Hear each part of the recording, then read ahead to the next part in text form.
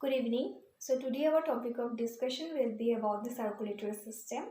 The circulatory system is present mostly in chordates and it is also present in some of the non-chordates like the arthropod. So today our topic of discussion will be mainly of the human circulatory system. The human circulatory system consists of three parts, that is the heart, the main pumping organ, the blood vessels and the blood. So the circulatory system is present in human mainly for the transportation of food and gases.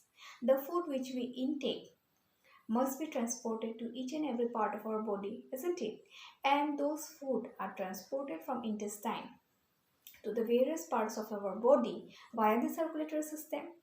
Then again, the gases which we respire, that is the oxygen which we intake and the carbon dioxide which we give out, are transported through the circulatory system. Okay, so the main pumping organ of the human is the heart, and this heart is present in the thoracic cavity in between the two lungs, and the size of the heart is said to be the size of the fist. Okay, and the heart is slightly tilted towards the left in its lower portion, and the heart is covered by a membrane which is said to be the pericardial membrane, which protects the heart from desiccation. So here I have given a diagram of human heart. So the human heart consists of four chambers, and the upper chambers is said to be the atrium and the lower chamber is said to be the ventricle. And the atrium is further divided into two chambers. Here you can see the right side of the atrium is said to be the right atrium and the left side is said to be the left atrium. Similarly, the ventricle is further divided into two chambers. The right side is said to be the right ventricle and the left side is said to be the left ventricle. So here you can see the ventricle part is slightly larger than the atrium. Okay, so in human what happened, the blood circulation takes place in two ways, that is double circulation takes place. Okay, means oxygenated and deoxygenated blood circulation takes place. So let us see how the circulation takes place or how the heart pumps the blood.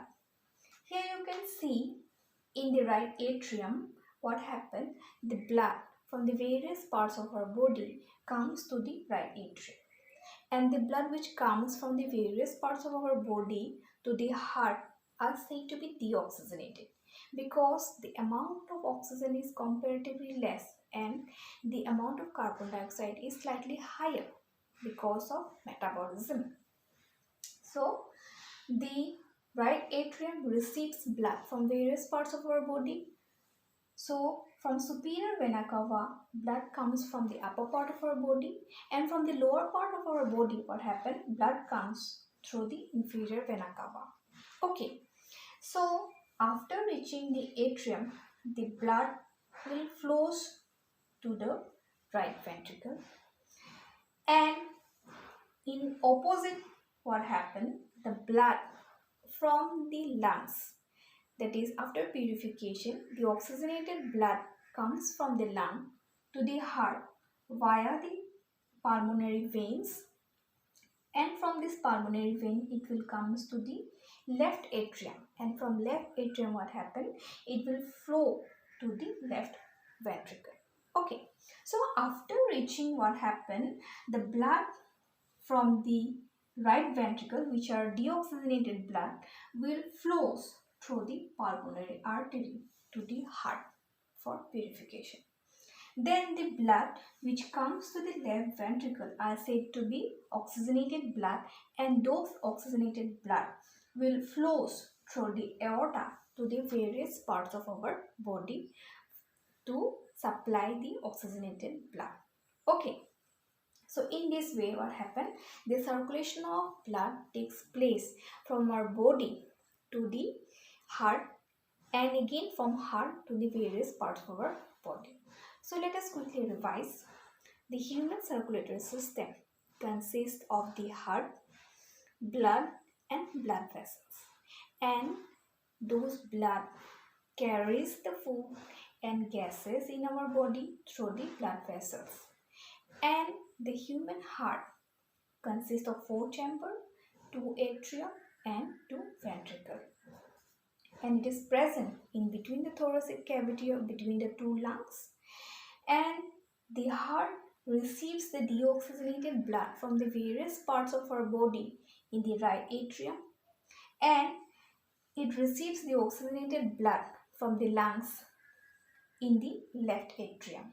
Okay, so the oxygenated blood from the right atrium goes to the right ventricle, and the oxygenated blood from left atrium goes to the left ventricle. Okay, so after reaching the ventricles, blood from the right ventricle will go to the pulmonary artery, and it will reach the lungs for purification. Then the blood in the left ventricle are said to be oxygenated blood, and from left ventricle it will move through the aorta to the various parts of our body. Okay, so in this way the circulation of blood takes place in our body. Thank you.